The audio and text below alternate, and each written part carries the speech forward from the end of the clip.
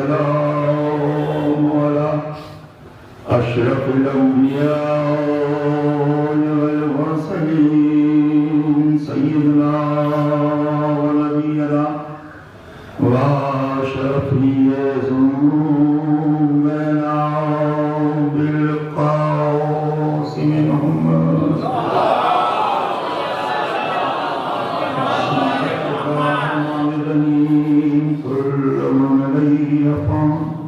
ويبقى وجه ربك ذو الجلال والإكرام فهي على ربكما تفسكما صلوات الله سورة الفاتحة وسورة الإخلاص تلاوة ما كان ولم صلى من المكان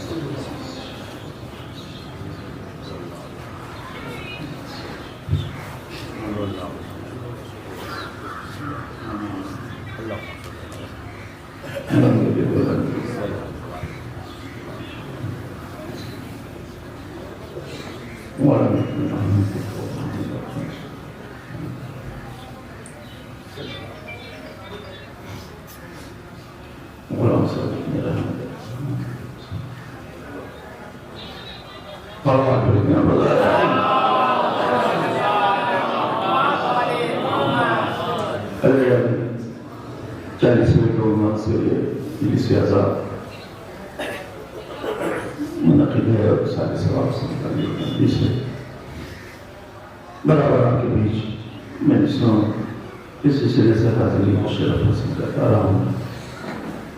آج کی مجلس گھرے کے غلام سرور صاحب کے سارے سوال کی مجلس سورہ رحمان کی آیت کریمہ کا سہارا گفتگو کے لیے اس وقت علماء کرام کی موجود تھی. اس لیے کہ موت اور حیات یہ دو لفظ جس کے الجھنوں کے بیچ گزرتی ہوئی زندگی کے لمحات ہیں. ہر آدمی الجھا ہوگا موت آ جائے گی موت آ جائے گی پھر کیا ہوگا. لیکن موت آ جانا کوئی بڑی بات نہیں ہے, اس لیے کہ زندگی مل چکی موت باقی ہے. کب تک زندگی ہے یہ بتایا نہیں گیا آپ کو. تو تمہیں زندگی دوں گا موت دوں گا, تو زندگی تو دے چکا ہو. اب جو ملنا ہے وہ موت ہے. تو جو ملنا ہے موت ہے تو پھر اس کے لیے دشواری نہیں ہے. یہ تو دیو ہے تمہارے لیے اور آپ کے لیے. جو ملنا تھا وہ مل چکی زندگی, چاہے 70 سال جیے ہوں 80 سال جیے ہوں 10 سال جیے ہوں. ملنا موت ہے اور نہ کوئی فرقہ محدود ہے اس فرقے میں سب کے سب اچھے ہوں. کوئی گروہ انسانی 100% اچھی نہیں ہوتی. کسی بھی شعبے میں آپ داخل ہو جائیں کوئی شعبہ ایسا نہیں ہے جو مکمل ہو کہ اس میں سارے لوگ اچھے ہیں. ہم لوگ بھی مجلس پڑھتے ہیں, کوئی نہیں کہ سارے مجلس پڑھنے والے اچھے ہوں ہم بھی ہوں, نہیں ہو سکتا, یہ ممکن ہی نہیں ہے. اس لیے کہ دنیا کی چمک اور مچلی ہوئی طبیعت اور ہوا سے دنیا میں الجھا ہوا ذہن انسان کو نہ ایمان میں باقی رکھ پاتا ہے نہ تقوی کی منزل میں رکھ پاتا ہے. اور اس سے متاثر ہر شعبہ ہے, وہ چاہے سیاست کا شعبہ ہو یا شریعت کا شعبہ ہو, وہ سادات کی منزل ہو یا غیر سادات کی منزل ہو, آل کی ہو یا اصحاب کی ہو, ہر کہیں نہ کہیں کوئی متاثر ہوتا ہے اس سے. اب کامیاب وہ لوگ ہیں کہ جو ذاتی طور پہ خود طے کریں کہ میں مومن ہوں. اس لیے کہ مولا علی کی بارگاہ میں آنے والے نے کہا میں آپ کا شیعہ ہوں. امام نے کہا نہیں تم شیعہ نہیں ہو. پھر اس نے کہا نہیں مولا میں آپ کا شیعہ ہوں. کہا نہیں ہونے کی دلیل تم نے خود دے دی کہ میں کہہ رہا ہوں نہیں ہوں تو کہہ رہا ہو. تو جو علی کی بات کی تردید کرے وہ شیعہ کہاں ہوگا؟ امام نے جو آج کیا ہے اس طرح کی باریکیاں جو ہمارے بیچ میں ہوتی ہے کہ وہ کہہ رہا ہے کہ میں آپ کا شیعہ ہوں، امام کہہ رہا نہیں ہو، پھر وہ کہہ رہا نہیں میں ہوں آپ کا شیعہ. امام نے کہا بس سمجھ میں آ گیا تم شیعہ ہو کہ نہیں ہو. جو علی کی بات کی تردید کر دے میں کہہ رہا ہوں نہیں تو کہہ رہا ہاں. ایسی شکل امام کے زمانے میں ہوا تھا جب امام نے ابو حنیفہ کو اندر آنے سے اصحاب سے کہہ کے روک دیا کہ اب اس سے کوئی انتظار کرے. ایک وفد آیا امام سے ملے، امام سے صحابی نے کہا وہ وفد آیا کہاں بھیج دو. وہ بیٹھے رہے جو درس لیتے رہے امام کی بارگاہ سے. جب وہ جانے لگا وفد تو وہ بھی گھس گئے پیچھے. یہ تو چھوٹی چھوٹی کتابوں میں بھی آپ کو ملے گا، نقوش عصمت میں بھی ہے، تاریخ احمدی میں بھی ہے، ساری کتابوں تو بہت بڑی بات نہیں ہے. ترتیب پر میں نے کر دیا ذہن طور پر آپ آمادہ ہو جائیں میں سے سارے ثواب کے لیے. اسی کے پیچھے وہ نہیں بات داخل ہو گیا، بیٹھا وفد سے گفتگو کی امام نے، چلا گیا.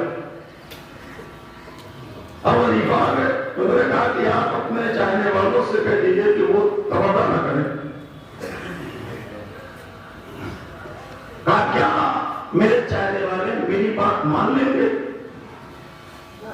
مولا آپ کو امام مانتے ہیں کیوں نہیں مانیں گے؟ اب تم بھی تو مانتے ہو. کہاں میں نے کہا اندر نہ ہو گئے، کہاں مانا تم نے میری بات آپ نے مانی کہا. یہی سمجھ میں آ گیا کہ کتنا لوگ مانے جیسے تم نہیں مانتے ویسے لوگ بھی نہیں مانیں گے. تو غمی یہ طے نہیں ہو پاتا کہ آپ واقعی امام والے ہیں کہ نہیں. اور اگر امام والے ہیں تو نہ قبر میں کچھ ہوگا نہ حشر میں کچھ ہوگا. اس لیے کہ سارے مرحلے تو طے معصوم کی بارگاہ سے آپ کے. یہی تو کہہ دیا نبی نے کہ محمد تعالیٰ اور پہلے محمد ماتا مغفورہ مغفرت پایا ہوا اٹھا. جب مغفرت پایا ہوا اٹھا لیکن یہ طے کرنا پڑے گا اس مجلس کے بعد شب کی تاریکی میں بستر پہ جانے کے بعد آنکھیں بند کر کے امام علی والے واقعی ہے کہ نہیں ہے. اس لیے کہ زندگی کا پتہ مرنے کا پتہ تو امام نے دیا ہے آپ کو. امام نے کہا اس طرح زندہ نہ رہو کہ مرنے کے بعد لگے ہی نہ کہ تم پیدا ہوئے تھے. یہ کون سی زندگی ہے کہ مرنے کے بعد لگے ہی نہ کہ تم پیدا ہوئے تھے. کبھی کھو گئے کل مدعیہ فنا ہو گئے، مٹ گئے، نام و نشان نہیں بچا، کوئی تذکرہ نہیں کرتا. کچھ لوگ ہوتے ہیں جو ناکام زندگی کو لیے ہوئے اپنی کامیاب زندگی کا دعویٰ کرتے ہیں اور اس کے بعد عاجز رہنے والے لوگ گھبرائے ہوئے رہتے ہیں. یہ صدیوں جھوٹ بول رہا ہے. ابھی تو وہاں وہ کر رہا تھا یہاں کہہ رہا میں ہوں، ابھی تو وہاں اس نے یہ کر دیا کرو. جب وہ مر جاتے ہیں تو دبے زبان دل میں کہتے ہیں چلو نجات ملی. بڑی مشکل کرتا تھا ہر کام میں کچھ نہ کچھ ٹانگ پھنسائے رہتا تھا. چلو اس کا مطلب ہے جیسے ہی عوام کے کتاب میں آپ کے لکھ گیا کہ اچھا ہوا، یہی وہ زندگی ہے، موت ہے. اسے مولا کی نے کہا کہ لگا ہی نہیں کہ تم پیدا ہوئے تھے، ایسا آئے چلے گئے. ارے مسافر تو وہ جو نقش قدم چھوڑ جائے اور جانے کے بعد بھی نقش قدم دے کر کوئی گزرا ہے اس راستے سے، تب سمجھ میں آئے گا کہ آپ زندہ رہے. تب آپ سمجھے کہ زندہ رہے. زندہ کیا ہے؟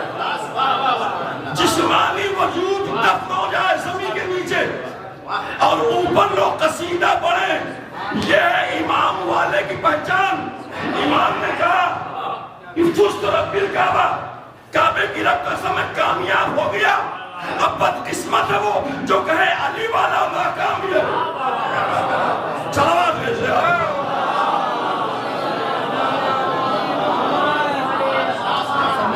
ہے کوئی پوری صفحے عصمت میں کوئی ہے کہنے والا؟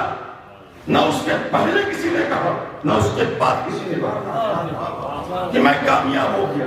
اپنی زبان سے میں کہوں کہ میں مجلس پڑھ کے کامیاب ہو گیا، کہہ نہیں سکتا. اس لیے کہ ہم سے بڑے فرمان صاحب، اس کے بڑے ظاہر صاحب، دلوی صاحب، تو میں کیا کروں بھائی؟ میری کیا حیثیت ہے؟ میں نہیں کہہ سکتا، کوئی بھی طالب علم یہ کہہ نہیں سکتا کہ ہمارا علم آخر ہو گیا۔ علم جس کا آخر ہو جائے وہ بندوں سے ہٹ کر عصمت کے سائے میں کھڑا ہو جائے۔ ہماری اور آپ کی کیا حیثیت ہے؟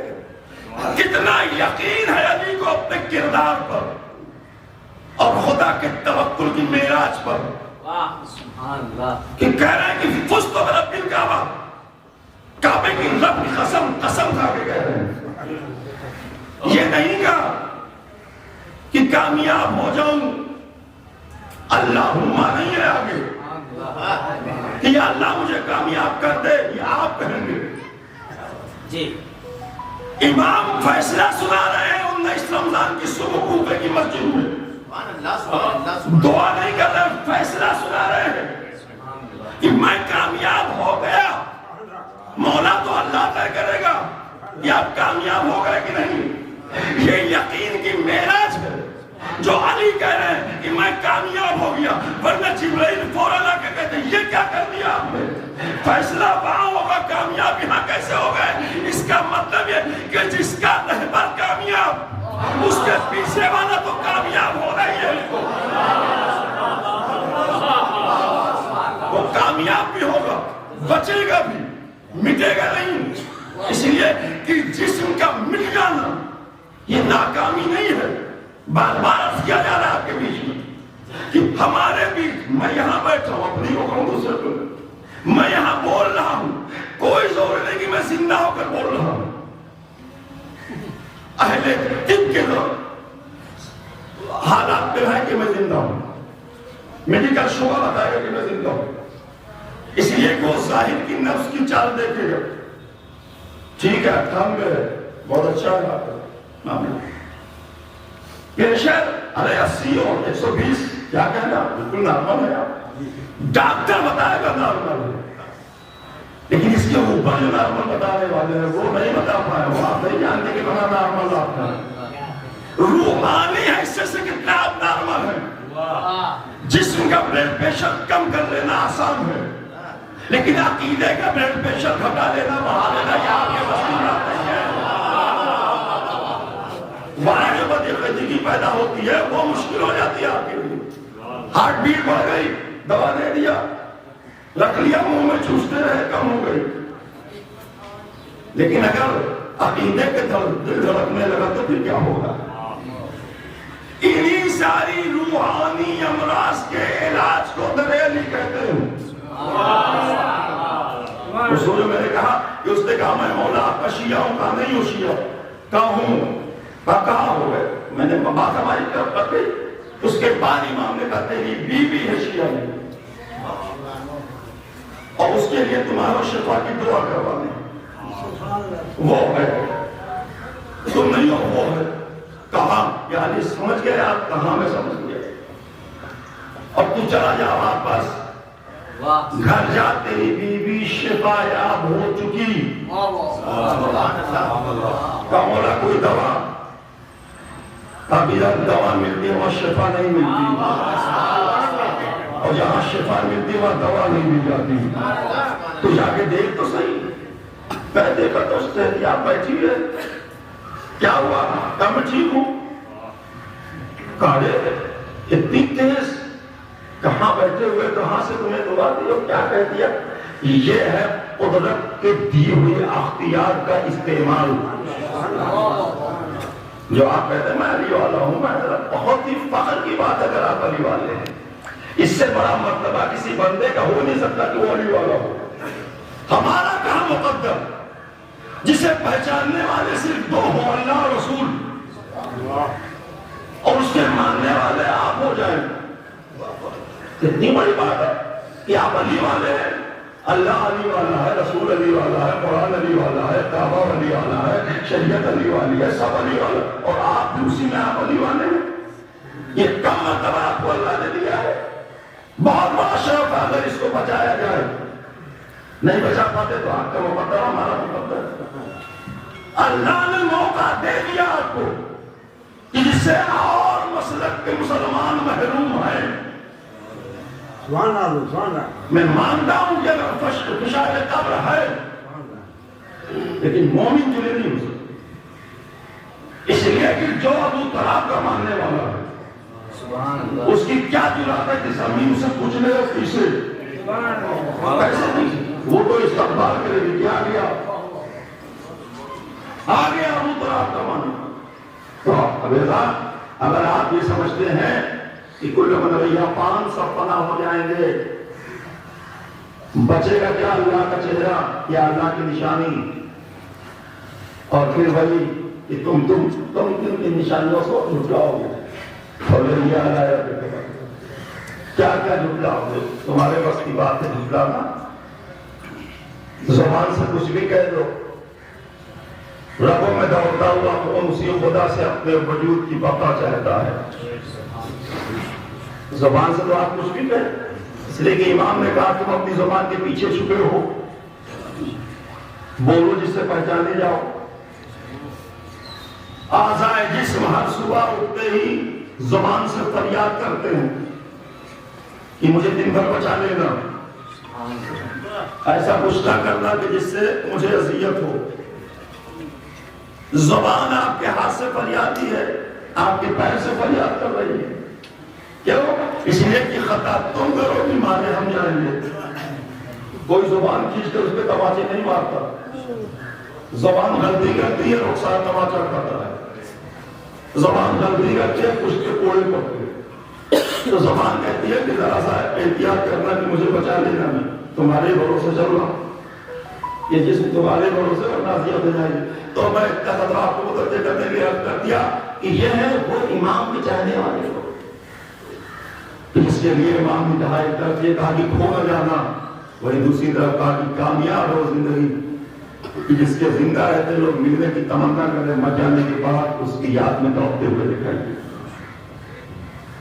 آپ جس زندگی کو تصور رکھتے ہیں مرنے کے بعد والی، اس کے فلسفے کو نہیں بیان کرنا، یہ فلسفہ بیان ہو پھر آپ سر نیچے کر کے بیٹھ جائیں، فلسفہ نہیں بیان کرنا، صرف اتنا سا کہنا ہے کہ ابھی جب سے پیشوانی ہو رہی تھی، ہر کوئی مہن چچا، مہن کاکا، غلام سرور جس بھی نام سے لوگوں نے پڑھنا شروع، تو آپ کہیں گے تو سب کے لیے پڑھا جاتا ہے۔ دیکھیے پڑھنا سب کے لیے آسان ہے، لیکن اس پڑھنے میں آپ کے جذبات اور دل بھی شامل ہوں، یہ ضروری نہیں ہے۔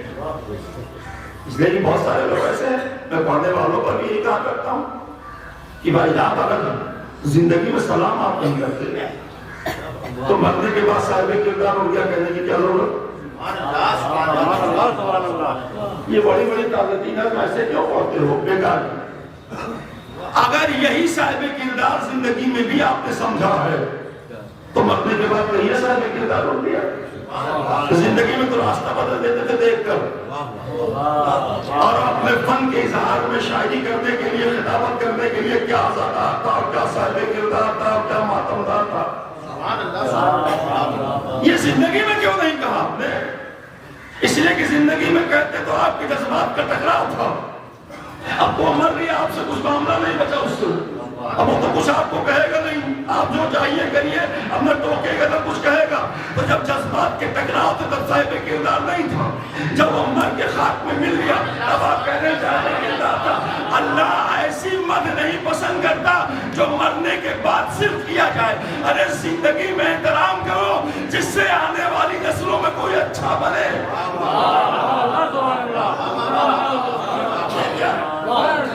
ساری مرضیں آپ نے سمیٹ کے دفتر میں رکھ دیا کہ مر جائیں گے تب، مر جانے کے بعد کچھ نہ کہیے تب بھی چل جائے گا، لیکن اگر زندگی میں اس کو موبلائز کریں، آپ اس کی حوصلہ افزائی کریں تو پھر قدرت کا نظام ہے جو وہ آپ کی سمجھ میں آئے گا۔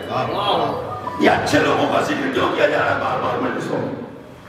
صرف اس لیے کہ اچھے لوگوں کا ذکر لوگوں کو اچھا اس لیے بنائے کہ جب اچھے بن جاؤ تو ان کا ذکر کیا جاتا ہے، اور اگر آپ اچھے لوگوں کا ذکر کریں گے تو اچھے بنیں گے، برے لوگوں کو عزت دیں گے تو معاشرے میں بروں کی سطح کھڑی ہو جائے گی۔ کبھی نہ دولت سے محروم ہو، نہ طاقت و کردار سے، نہ اقتدار سے، اگر محروم ہو تو اس سے امام نے آپ کو سمجھایا کردار سے متاثر ہوئیے، سیرت سے متاثر ہوئی ہے، عمل سے متاثر ہوئی ہے، امام والا جو ہو جائے اس سے متاثر ہوئی ہے. یہ نہ دیکھیں اس لیے کہ دربار نہیں سجائے گئے ہیں آپ کے وہاں، دربار اکھاڑے گئے ہیں آپ کے وہاں. اگر اکھاڑنا نہ ہوتا تو موسیٰ کو فرعون کے دربار میں اللہ بھیجتا کیوں؟ اور اگر درباری معیار ہوتا تو موسیٰ کو بھی بڑا سا دربار بنا کے بٹھا دیتے. تو اس کا چھوٹا فرعون کا آپ کا اور بڑا ہوگا. معیار یہ سب نہیں ہے. اس لیے کہ جب ایک صحابی ہے سلمان فارسی سے کہا کہ اپنے مولا علی سے کیوں نہیں مانگ لیتے؟ یہ معمولی سا چادر اڑے ہوئے جیسے یہ ہم کی پلکی کے ساتھ تو زندگی کیا کیسے مولا؟ کہا کیا مانگوں؟ کہا نہیں ایسا مانگو کہ آرائش و آشائش اپنا ملے. کہا نہیں، میں کبھی اپنے مولا سے وہ نہیں مانگوں گا جو فنا ہونے والی شے.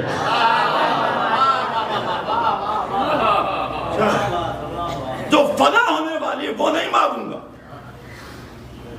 کیا فنا ہونے کا؟ یہ دولت فنا ہو جائے گی.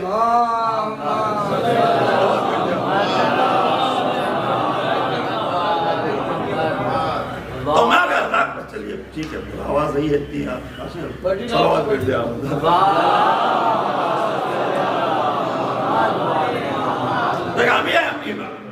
سلمان فارسی نہ ہو، 10ویں درجے پر ایمان کے کہہ رہے نہیں میں وہ سب نہیں مانگوں گا. لباس مانگوں گا پھٹ جائے گا، مکان مانگوں گا رہ جائے گا، اچھی غذا مانگوں گا ختم ہو جائے گی. فنا ہونے والی شے امام سے کیا مانگوں؟ تو اللہ نے کہا ہے مشقت کرو گے صلہ دوں گا.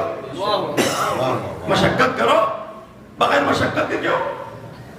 جب حضرت علی بغیر مشقت کے اپنے بچوں کو روٹی نہیں کھلاتے،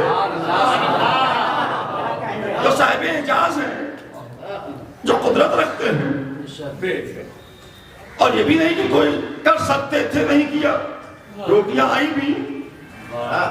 یہ نہیں کہ روٹی سے منگوایا ہی نہیں، آئی روٹی، لیکن اسی لیے نہیں آئی کہ میں کچھ نہیں کرتا، اوپر سے گرا میں کھاتا رہوں. نہیں، اللہ نے کہا تم مشقت کرے گا میں اس کا صلہ دوں گا، چاہے تم کافر ہو، مومن ہو، منافق ہو. اس نے تمیز نہیں رکھی. مولا علی نے کر کے دکھایا کہ یہ چیزیں جو فنا ہونے والی ہیں اور ضرورت کی چیزیں ہیں اسے ہم تو کر ہی لیں گے، اپنی مشقت سے کر لیں گے. اللہ نے قوت دی ہے، طاقت دی ہے، عقل دی ہے، سارے چیزیں دی ہے. ہم ساری توانائی دوسرے پر کمنٹ پہ گزار دیتے ہیں، وہی توانائی اس میں خرچ کریں کہ اس کے اصول میں تو کیا کہتا دوسری بات ہو جائے گی. نعمت الہیہ کا صحیح استعمال ہو جائے گا. ہم بس سازشوں میں پڑے رہتے ہیں صبح شام کہ ذرا انہیں بتاؤں گا رک جاؤ بہت پڑھ رہے ہیں، ایسا باہر کروں گا دیکھتے رہ جائیں. یہ سب کے لیے تو عقل اللہ نے دیا آپ کو کہ مومن کے خلاف سازش کرو، علماء کے خلاف آواز اٹھاؤ، ان کے خلاف یہ بولو. نہیں، عقل دیا کہ اپنے بچوں کی پرورش کے لیے اور میری سبحانیت کے لیے اور معصوم کی معرفت کے لیے عقل کا استعمال کرو. جہاں یہ عقل ایسے استعمال ہوتی ہے وہ ہوتا ہے نعمت شکر کی منزل. ایسے ہی لوگ باقی رہتے ہیں، ایسے لوگوں کے حافظے کمزور نہیں ہوتے جو اپنی عقل کا استعمال خدا کی معرفت میں لا کے رکھتے تھے. تو امام نے تو کر کے دکھایا ہے، آپ امام والے امام نے کر کے دکھا دیا. تو اب آپ اس زندگی کو بچائیں. زندگی ذوق پہ چلی جائے اس سے نہ گھبرائیں کہ اب تو بوڑھے ہو گئے، بوڑھے ہونے کے بعد کیا نہیں کرتے آپ؟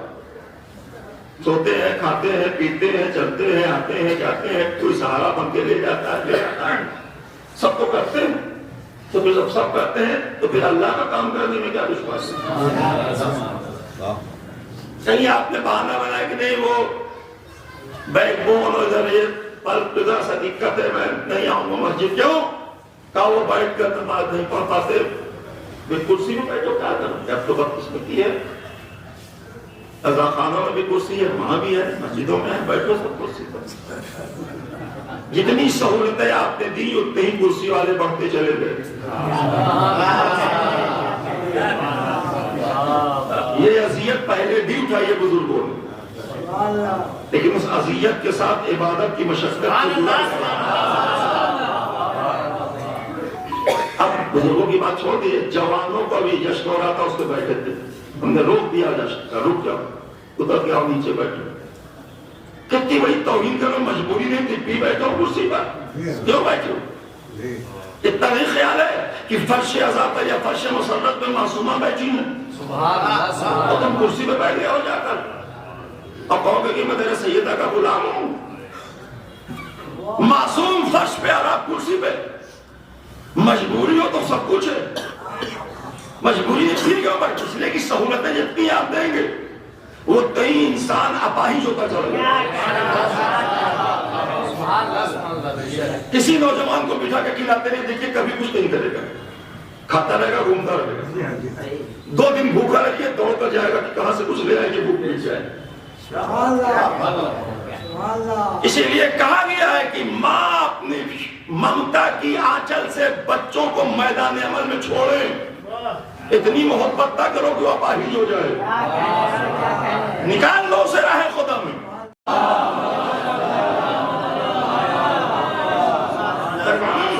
اس طرح جیو کہ مرنے کے بعد بھی لگے کہ زندہ ہو۔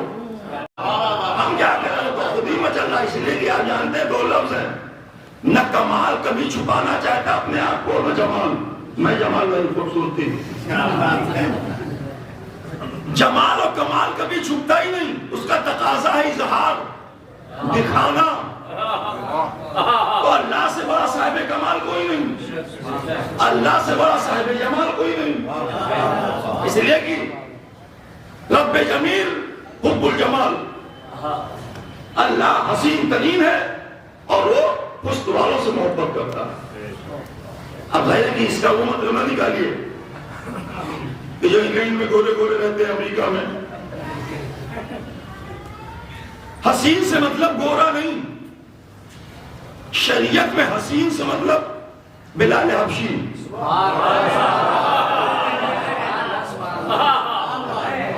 دکھایا قدرت نے کون حسین ہے، اگر مجھ سے محبت نہ کرتا، حب الجمال اگر محبت نہ کرتا اللہ تو نبی کو حکم دے کے انہیں گلدستہ اذان تک لے کے ہو جاتا۔ اس کا مطلب ہے کہ جمال کا بھی پتہ دے دیا کہ جمال حسین چہروں میں نہ تلاش کرنا، حسین سیرت میں تلاش کرنا، حسین کردار میں تلاش کرنا۔ چند جملوں کو جوڑ کر خطابت کر کے میں چلا جاؤں تو یہ میرا کمال و جمال نہیں ہے، میں نے جو کہا ہے وہ میرے لیے میدان عمل میں کام آ رہا ہے کہ نہیں، یہ کمال ہے، یہ حسن ہے، یہ جمال ہے۔ چہرہ نہیں جمال ہو، صورت جمال نہیں، سیرت جمال ہو، تو کبھی جمال و کمال چھپتا نہیں۔ اللہ سے بڑا کوئی جمیل نہیں، اللہ سے بڑا کوئی صاحب کمال نہیں، تو پھر اللہ نے چھپا لیا اپنے آپ کو، کہا چھپایا نہیں، پھر کیسے دکھایا؟ کہا تم سمجھ ہی نہیں پائے، میں نے اپنے آپ کو دکھایا، میں چھپا ہوا خزانہ تھا، میں نے چاہا میں دیکھا جاؤں یا پہچانا جاؤں۔ اب اللہ کے جمال کا اظہار ہو رہا ہے تو کیا کیا اللہ تو نے؟ کہا میں نے نبی کو بھیج دیا جو خزانے توحید کا پتہ دے، آگے۔ اب اگر اس دنیا میں کچھ شخصیتوں کو دیکھ کر خدا یاد آیا ہے تو اس کا مطلب ہے کہ آئینے جمال الہی نہیں ہیں، کہ جس کے ذریعے اللہ نے اپنے جمال و کمال کا اظہار کیا کہ میرے کمال کو دیکھنا چاہتے ہو، ان کے کرم کو دیکھ لو، ان کے رحم کو دیکھ لو، مجھے غنی چاہتے ہو کہ میں کیسا ہوں، ان کی سخاوت کو دیکھ لو، میرے علم کو جاننا چاہتے ہو، ان کے علم کو دیکھ لو، میرے بحر نور کو دیکھنا چاہتے ہو، اس نور پیکر کو دیکھ لو۔ اس کا مطلب ہے کہ اللہ نے اپنے آپ کو معصوم میں دکھایا ہے، اور دکھایا تو اسی لیے کہا یہ مظہر الہیہ ہے جو اس دنیا میں ہے، صفات مظہر الہیہ، اللہ کی صفات کے مظہر میں، مظہر لفظ دیا نا، اظہار کرنا، دکھانا، تو اللہ نے اپنے آپ کو دکھایا معصوم کے ذریعے۔ اب اگر وہ کہہ دے کہ وہ خدا جس کے ہاتھوں میں ملک ہے تو پھر جس کے ذریعے ہاتھ کا اظہار ہوا اس ہاتھ تک جانا پڑے گا، جس کے ہاتھ میں ملک ہے، یہ ملک ملک کیسے تیرے ہاتھ میں ہو گیا؟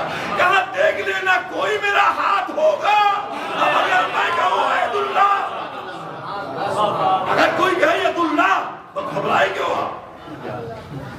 اس لیے کہ اللہ نے اپنے ہاتھ خود اعلان کیے، ورنہ کہتا کہ میں نے آدم کو بنایا، یہ کہنے کی کیا ضرورت شیطان سے کہ تو نے سجدے سے کیوں انکار کیا جسے میں نے اپنے دونوں ہاتھوں سے بنایا؟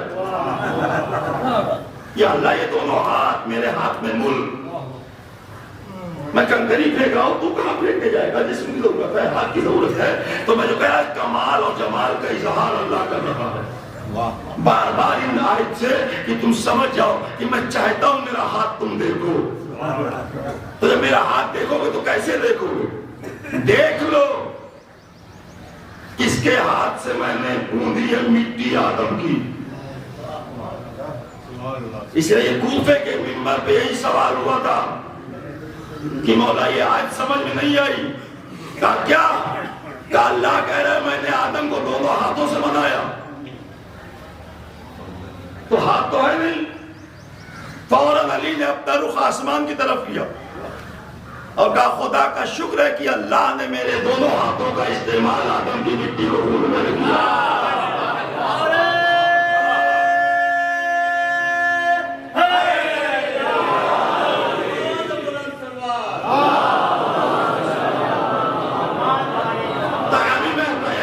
میں آپ کو ضرورت ہے کہ مرد مومن کے سارے سوال کی مجلس جس سے میں تو واقف ہوں 22-23 سال سے، اس کے قبل آپ بھی واقف ہیں، اس لیے کہ اتنی ساری تبدیل کے بعد یا اتنے بیان کے بعد اب امام والے کے سانچے میں ڈھلتی ہوئی زندگیوں کو تلاشتا کرنا، کہاں ہے وہ زندگی جس کی دعوت امام نے دی تھی؟ دیکھیے جذبہ مودت، جذبہ محبت، عشق، یہ ساری چیزیں زبان سے نہیں کہلاتی، اس کا تعلق دل سے ہوتا ہے، اور جب اس کا تعلق دل سے ہوتا ہے تو آپ جانتے ہیں کہ غلام سرور، میں تو یہ جانتا ہوں کہ جب بھی ذرا سا بھی تو طاقت و قوت بچی ہو تو میں کس طرح نہیں ہے، کیسے آیا؟ کہا وہ تھا کہ بولتا تھا اسے جا کے پہنچا دیا، ورنہ اچھے خاصے لوگ گھر میں لیٹے رہتے ہیں، ہو رہی ہے چل رہی تو آواز آ رہی ہو، جو فرش عطا پہ بیٹھا ہے کہ وہ بھی دونوں میں فرق کیا ہے؟ ایک بوالی ہے اور ایک علی کا شیعہ ہے، دونوں میں فرق ہے، ایک طرف ملنگیت کا مزاج ہے اور ایک طرف شیعت کا مزاج ہے، شیعت کے مزاج اور ہوتا ہے، ملنگیت کا مزاج اور ہوتا ہے، ملنگیت میں وہ علی کو جانتے ہیں، شیعہ علی کو پہچانتا ہے، دونوں میں فرق ہوتا ہے، اور جو علی کو پہچان لیتا ہے وہ ذکر علی پہ خاموش بیٹھ نہیں پاتا، نہ گھر میں رہتا ہے نہ کہیں ٹہلنے جاتا، اگر وقت ہے تو اسے آنا ہے اس بس میں، اس لیے کہ آنے سے علی کو کچھ نہیں ملتا، اسی کو ملتا ہے جو آتا ہے، چاہے علم کا تحفہ ملے، چاہے جسمانی غذا کی شکل میں کچھ مل جائے، چاہے سعادت حاصل ہو جائے، عزت ہی عزت تو ہے، لاکھ ضروری کام کاٹ کے آپ مجلس میں رہو اور واپس جائے کوئی شخص ہے آپ آئے نہیں اور آپ کہنے میں مجلس میں تھا تو کچھ نہیں کہے گا، ہاں اچھا ٹھیک ہے آ گئے آپ بیٹھیے، وہ بھی جانتا ہے۔ پیغامی مرحوم جسے آپ تاریخی نام کبھی کبھی اصل نام عرفیت میں دب جاتا ہے، عرف عام میں جو بلایا جاتا ہے اس سے اصل نام دب جاتا ہے، اور زیادہ تر لوگ مرنے کے بعد ہی وہ نام جان پاتے ہیں۔ جو آپ عرف عام میں آپ کا نام مہنت جی تھا، یہاں سے لے کے اللہ ارے مہنت جی مر یہاں، یہ کیوں وہاں پوچھ رہے تھے لوگ، ان سے کیا مطلب؟ اس لیے کہ دیکھا تھا کہ مائک ان تک پہنچایا جاتا تھا کہ چلا تھوڑا سا پڑھ دیتے، تھوڑا سا ارے پڑھ دیجیے تو لکن کچھ پڑھ دیجیے، وہ وہیں پڑھ دیتے تھے، لیکن پڑھنے میں جسم میں کمزوری تھی، آواز میں ناتوانی نہیں تھی، آواز میں ناتوانی نہیں ملی، وہی کڑک وہی تیزی جیسے صاحب بیاض ہوا کرتے تھے دستوں میں نوا پڑھ پڑھ کے، ویسے ہی آواز آخر تک رہ گئی جو پچھلے سال تک آپ نے سنا۔ اب ایسے لوگ یاد کیے جاتے ہیں۔ تعزیت پہ آپ نے کہا کہ وہ زنجیر کا ماتم اور نوا خوانی اور عشقانی اب پہنچا کے حصہ لینا، اس کا مطلب کیا ہے کہ عزائے حسینی میں آپ کی مصروفیت آپ کی بقا کی ضمانت ہے۔ جس بھی راستے سے آپ اس میں آئیں، جو بھی آپ کر سکتے ہیں، جتنا آپ کر سکتے ہیں اتنا کرتے ہیں تو آپ باقی رہ جاتے ہیں، زندہ رہ جاتے ہیں، کوئی مسئلہ نہیں ہے۔ تو میں کہا تھا کہ یہ فنا ہونے والا گروہ نہیں ہے جو اصل علی والا ہے، کبھی نہیں فنا ہوگا، ہو ہی نہیں سکتا فنا، کوئی صورت ہی نہیں فنا ہوگا، ورنہ نبی کی حدیث ہی بیکار ہو جائے گی ہمارے بیچ میں۔ حدیث سے معنی کیا نکلا؟ مغفرت پایا ہوا اٹھا، شہادت کی منزل پہ اٹھا، اور اگر اس سے دور یا تم کفر کی موت مرا، اما تعالیٰ بغض اہل محمد ماتا کافرہ، اما تعالیٰ اور اہل محمد ماتا شہیدہ۔ یہ نبی نے کیوں کہا؟ نبی کہتے ہیں اللہ کے حکم سے، تو جب اللہ کے حکم سے پیغام ہے تو اللہ ہی کو دے رہا ہے جزا اور سزا۔ پھر نبی تو بتا گئے کہ آپ مغفرت پائے ہوئے اٹھیں گے اگر واقعی علی والے ہیں، واقعی معصوم کے ماننے والے ہیں۔ اگر کچھ کمی ہے نہیں ہے تو پھر آج کے بعد ہو جائیے، اگر آج کے بعد مکمل ہو جائیں گے تو غلام سرور کو اس وقت تک اس کی جزا ملے گی جب تک آپ زندہ رہ کے اپنے عقیدے کی اصلاح کر کے زندگی گزاریں گے۔ یہ اصالِ ثواب کا پلس، یہ مجلس تمہارے اصالِ ثواب ہوئی اور اصلاح میرے بندے کی ہو گئی۔ جب میرے بندے کی اصلاح ہو گئی تو اس کی اصلاح کی جزا تمہیں دی جائے گی، اس لیے کہ تمہارے اصالِ ثواب میں تم سبب بنے مجلس عزا کے، تو جو اجر کا سبب بنتا اللہ اسے اجر دیتا۔ مشن الہی میں جو سبب بن جائے آگے بڑھانے کا۔ تبلیغ کیا آپ نے، کسی بد عقیدہ کو عقیدہ حسین عقیدے میں لا کے کھڑا کر دیا، گمراہ کو راہ راست میں لا کے کھڑا کر دیا، تو آپ کو اجر ملا اس کا، اس لیے کہ آپ نے اللہ کا کام کیا۔ اللہ ہدایت دینے والا، وسیلہ آپ بن گئے ہدایت دینے کے۔ یہ مجلس عزا اسی لیے بڑی اہم ہے آپ کے لیے، اس لیے بڑی اہم ہے کہ ایک صاحب نے مجھ سے کہا تھا، آئیے قریب ہو جائیں تو ایک صاحب نے مجھ سے کہا کہ ہم لوگ تو بڑی آسانی سے جنت میں چلے جاتے ہیں۔ چلے جائیے۔ جو ہماری تبلیغ کا مشن چل رہا تھا تو جب اس میں کچھ لوگ سنبھل گئے، گرتے گرتے بچ گئے، تو انہوں نے کہا کہ ہاں بات تو ہم لوگ نکل جاتے ہیں، آپ مجھے ملتے نہ ملتے تب بھی بائی پاس نکل جاتے ہیں۔ جیسے کہہ دیتے اللہ سے کوئی بتانے والا نہیں تھا، جو جانتے تھے وہی جانتے آئے، اور اللہ لا علمی کے عمل کو مان لیتا ہے، وہ خطا نہیں مانتا کہ میں نہیں جانتے تو کوئی مسئلہ نہیں۔ بھول گئے ہو، نہیں جانتے ہو تو جاننے کی کوشش کرو، نہیں جان پائے تو ٹھیک ہے۔ بھول گئے ہو، روزہ رہا، کھانا کھا لیا پورا پیٹ بھر، اور اس کے بعد آخری لقمے پہ یاد آیا روزہ، ابھی روزہ ہے آپ کا، چھوڑ دیجئے وہیں جہاں یاد آ جائے۔ اتنی سہولت آپ کو شریعت دے رہی ہے کہ بھول گئے تو بھول گئے، اسی لیے تیرا بسیدہ کی وہ آدھے حصے کو نکالا گیا کہانی کا، کہ وہاں بھول جانے پہ آگ لگ گئی تھی، کہانی پڑھتا سننا بھول گیا تو اس کے گھر میں آگ لگ گئی۔ کہا یہ شاید نشان معصومہ نہیں ہے کہ بھول جانے والے کو سزا مل جائے، اسے نکال دو۔ تو بھول جانا، تو انہوں نے کہا کہ میں تو چلا جاتا جنت میں، کہا پھر رکے کیسے؟ کہا آپ لوگوں نے روک دیا، پھنس گئے آپ کے چکر میں۔ کہا کیوں؟ کہا اس لیے کہ میں جا کے کہتا ہوں کہ اللہ نہیں جانتا تھا، نہیں کر پائے، ہمیں کیا معلوم، کوئی بتانے والا نہیں ملا، لیکن اب نہیں کہہ پاؤں گا۔ کیوں نہیں کہہ پائیں گے؟ کہا آپ چاہوں گا کہوں گا تو جواب دیا جائے گا۔ وہ اتنے سارے مائک سے مجلسوں کی آواز آ رہی تھی، اسے سنا نہیں، جب تک مائک آپ نے نہیں لگایا تھا تب تک آپ کی بات آپ تک تھی، اب مائک لگا کے مجھ تک پہنچا دیا، تو اس کا مطلب وہ اب سمجھ رہا ہے کہ مائک کی مجلسوں کی آواز خدا کی طرف سے لوگوں پر حجت ہے۔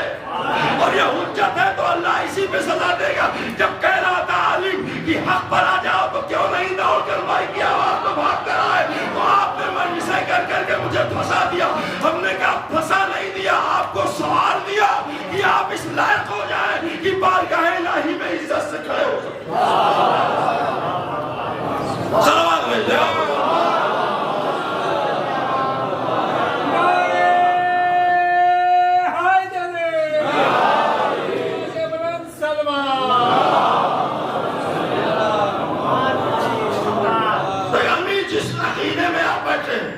وہاں معصوم نے آپ کو کردار کے تحفے دیے. سیرت کا تقاضا ہے سنجیدہ ہونے کا. کوئی بہت بڑا مسئلہ نہیں. گھبرا جاتے ہیں لوگ کہ کیسے مذہب کو ہم مانیں, کیسے مانیں, کیا ماننا کیا ہے اس میں. کسی سے بات کلامی نہ کریے, کسی کو اذیت نہ دیجیے, پڑوسی کے حقوق کو دیکھ لیجیے, وہ تو ہر انسان کی فطرت میں ہے. آپ کو اچھا لگتا ہے کوئی آپ کے سامنے بھوکا تڑپے, کسی بھی مذہب کا آدمی ہو, اس لیے کہ اسے اللہ نے فطرت کا حصہ بنایا. ہر آدمی کہتا بھوکا ہے کھلا دو یا چاہے جس مذہب کا ہو. یہی تو اسلام بھی کہہ رہا ہے آپ سے کہ کسی کو بھوکا نہ دیکھو. تو اسلام کی پابندی تو ہوئی ہے. کوئی پیاسا ہے آپ پانی پلا دیں گے, یہ اسلام بھی چاہتا ہے. کوئی گرتا ہوا ہے اسے اٹھا دیجئے, سنبھال دیجئے, تو یہ آپ کی فطرت بھی کہتی ہے, یہ اسلام بھی کہتا ہے. فطرت اور شریعت میں کوئی ٹکراؤ تھوڑی نہ ہے کہ فطرت کچھ کہہ رہی ہے اور شریعت کچھ کہہ رہی ہے. یہ تو اس کا کرم ہے کہ اس نے خاموش شریعت کو فطرت بنا دیا اور بولتی شریعت کو معصوم کی زبان سے پہنچا. اب ایسی زندگی گزارنے والے لوگ جب اس دنیا سے جاتے ہیں تو پھر ان کی کیا منزل ہوئی. کیسے کیسے لوگ گزر گئے ہمارے بیچ سے, کیسے کیسے حالات آتے دیکھے مرنے والوں کو.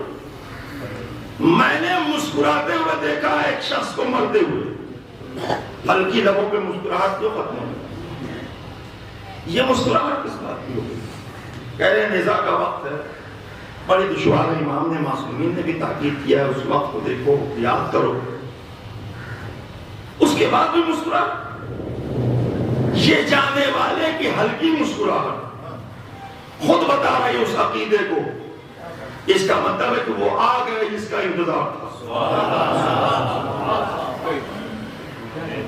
تو ایک مرد مومن کی زندگی کا کلیہ و فلسفہ بستا ہے کہ جب وہ آتا ہے تو رو کے سب کو ہنسا دیتا ہے, اور جب جاتا ہے تو ہنس کر سب کو رلا دیتا ہے. دونوں الٹا. آ کے روئے نا تو لوگ رونے لگے کہ رویا کیوں نہیں, روئے تو لوگ ہنسنے لگے کہ زندہ سلامت ہے. جاتے وقت ہلکی سی مسکراہٹ آئی اور رو نکل گئی جسم سے, اور رونے لگے لوگ کہ میرے والد کا انتقال ہو گیا, میرے دادا کا انتقال ہو گیا, میرے بھائی کا انتقال ہو گیا. سب رونے لگے اور وہ جانے والا ہلکی سی مسکراہٹ لے کے چلا گیا. کیوں؟ اس لیے کہ وہ سن رہا تھا کہ آخر وقت میں میرا مولا میری مدد کے لیے آئے. اور جہاں امام بیٹھے ہوں وہاں ملک الموت کی کیا حیثیت ہے کہ وہ اذیت دے. لیکن یہ سارے سبحان اللہ تبھی ممکن ہے جب علی والے ہو جائیں آپ, تب اس میں آپ کو کچھ لذت ملے گی. ذرا سا نام لیجئے معصومہ, کتنی لذت ملتی, کتنا اچھا لگتا ہے. آپ کہتے ہیں یا علی تو اتنا اچھا لگتا ہے. جب نام اتنا اچھا لگتا ہے کام کتنا اچھا ہوتا ہے.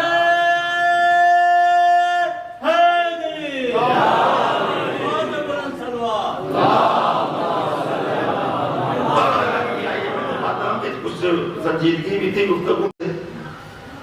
ایک حسین کا زادہ, علی کا چاہنے والا, مد خان نوحہ خان, ہنساتا بھی رہا رلاتا بھی رہا.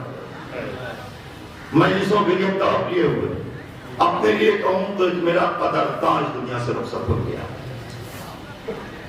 کہ جب ہر وقت اس تلاش میں رہتے تھے کب آئیں گے, کہاں مجلس پڑھیں گے. مجلسوں میں شرکت. بیٹوں کو اذیت ہے کہ میرا باپ اس دنیا سے رخصت ہو گیا. ظاہر ہے کہ ایسا باپ جائے تو اس میں عمر نہیں دیکھی جاتی. باپ کی شفقت نگاہوں کے سامنے آتی ہے کہ جو ہر وقت کہتے رہے کہ چلو محرم آ گیا. میں نے ایک بار فون کیا, بہت دن ہو گیا, کہا بس محرم آ رہا ہے. جیسے آیا میں رکوں گا نہیں, میں بچوں سے کہتا ہوں مجھے محرم میں لے چلو, گھر میں جاؤں گا. تو محرم میں ملاقات ہوگی. لائق مبارکباد ہے یہ بچے کہ جنہوں نے اپنے باپ کی میت کو وطن کی مٹی میں ملایا لا کر.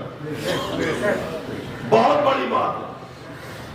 جب میں نے سنا کہ میت آ گئی، میں مصروفیت کی بنا پہ نہیں آ سکا، لیکن جب سنا میت آ گئی تو بہت خوشی کہ جو شخص اپنے وطن کی محبت کرتا رہا اسے کم سے کم وطن میں مٹی دے دیا بچوں نے لا کر، بہت بڑا کام کیا ہے۔ اس سے بڑا کام ان کے مرنے کے بعد شاید ہی کوئی ہو پائے جو ان بچوں کا مئی سے لا کے میت کو یہاں دفن کیا، سب سے بڑا کام۔ روح شاد ہو گئی ہوگی مرحوم کی کہ میں اپنے وطن میں آ گیا، میں ابھی آ گیا ہوں، میں یہاں تک کیا گیا ہوں، یہاں 40ویں کی مجلس ہو رہی ہے، درگاہ حضرت عباس میں 40ویں کی مجلس ہو رہی ہے۔ شاد ہو جاتی ہیں روح ایسے لوگوں کی کہ جب ان کے مقصد پورے ہو جاتے ہیں مرنے کے بعد۔ تجربی آ گئی میت، شرکت کی کثیر تعداد میں لوگوں نے دفن کر دیا، رسموں کی ادائیگی ہوئی۔ آج آپ 40ویں کی مجلس سے بیٹھے ہیں، اس لیے یہ سلسلہ تو دھیرے دھیرے کم ہوتا جائے۔ اس کے بعد بھی بیٹے ملے تو گلے مل کے رونے لگے کہ آپ کو بہت یاد کرتے تھے بابا بمبئی میں، آپ کی بہت باتیں کرتے تھے۔ پوتے نے کہا کہ آپ کی مجلس کو بہت تذکرہ کرتے تھے۔ ساری چیزیں صحیح ہیں، اذیت ہے بیٹوں کو، بیٹیوں کو، پوتوں کو، گھر والوں کو، اس لیے کہ جب والدین کے نام پہ صرف والد بچے تو پھر اس کے کھو جانے کے بعد سناٹا ہوتا ہے، جو مصر میں بھی کہا کر رہے سناٹا ہو جاتا ہے۔ اس لیے کہ ماں مر جائے تو باپ رہتا تسلی رہتی ہے، باپ مر جائے ماں بیٹھی رہتی ہے تو تسلی، دونوں جب چلے جائیں دنیا سے وصیت کرنا۔ لیکن رضا جہاں بچوں نے اتنی کوشش کی میت لائے یہاں تک کیا، اور یہاں 40ویں کی مجلس ہو رہی ہے اور میں اپنے آپ کو خوش قسمت سمجھتا ہوں کہ میں بھی شرکت کر رہا ہوں اس مجلس میں۔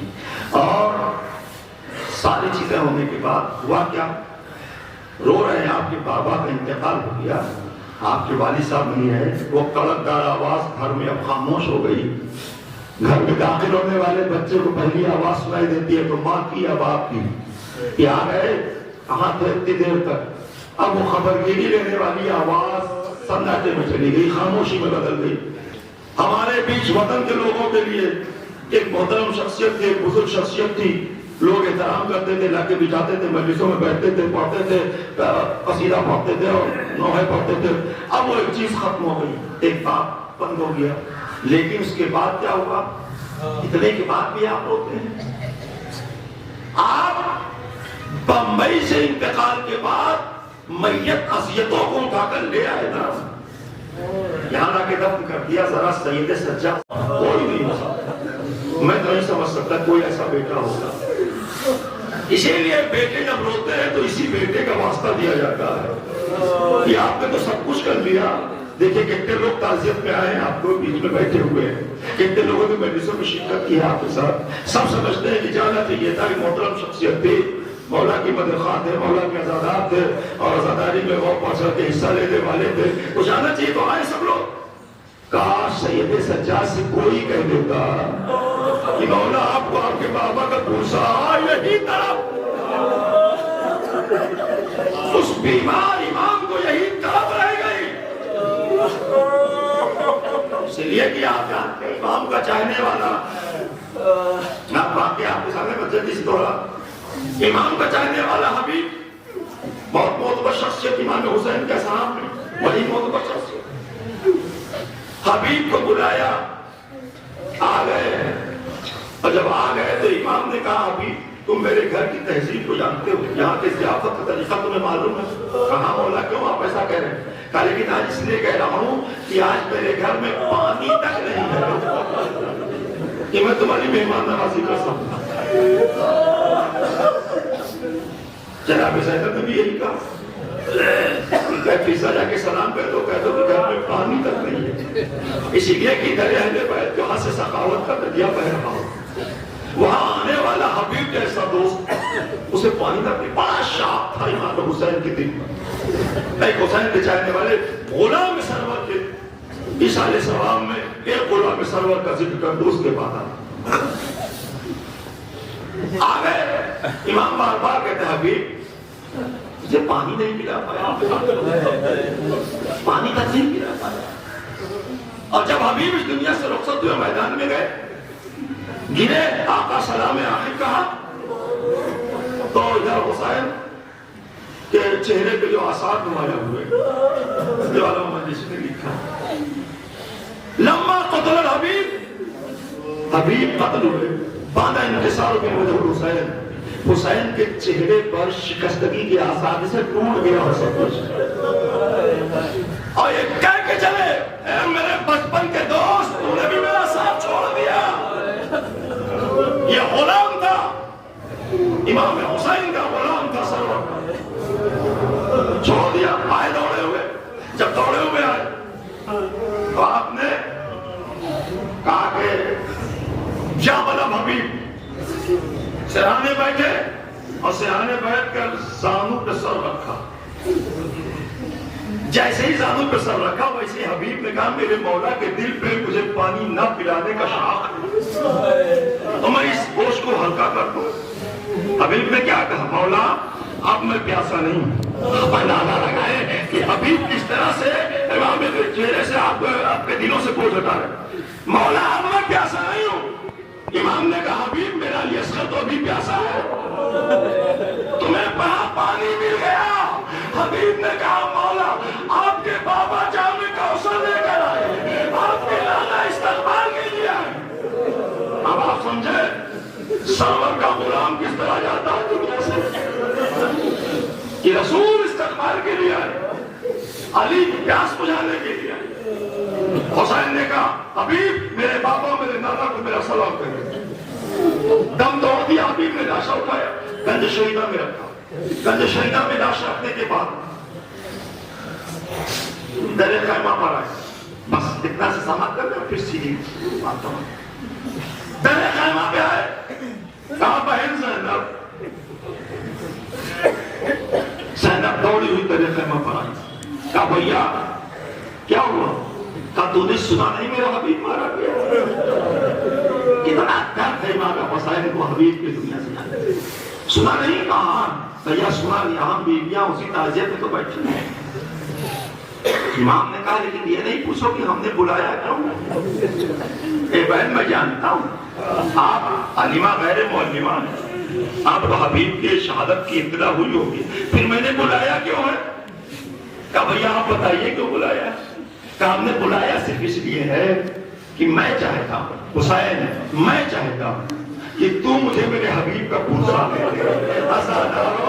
کیا مقدر ہے اس غلام سرور کا اس شہزادی زینب کبریٰ پورسا دے حبیب کا شہزادہ حسین پورسا قبول کرے حبیب کا جب یہ جملہ تاریخ میں ملتا ہے تو میں دیکھتا ہوں میرا بیمار امام آئے کوئی پورسا دینے والا نہیں یہ دل میں غلط رہ گئی اسی کو لیے ہوئے سید سجاد جب وزیر غیر ہوگا اسیری کے عالم میں چلے تو آواز دی بابا مجھے معاف کرنا کہ میں آپ کا لاشا بے گور و کفن چھوڑ کر کربلا کی سرزمین پر آئے نیزے پر سر حسین قیدی بیٹا آج اس باپ پر رونے کا حق ہے اسی لیے 40 سال سید سجاد کربلا یاد کرتے رہے ہائے میرا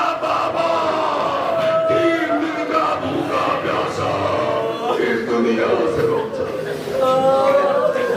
اللہ لعنت اللہ والقوم الظالمین عنا بالله وإنا إليه راجعون رضم بالقضاء وتسليما لأمره حضرات پاک پھر سورہ فاتحہ سورہ اخلاص کی تلاوت فرما کر مرحوم غلام سرور ابن رحمت کی مرحوم کی روح کو انسان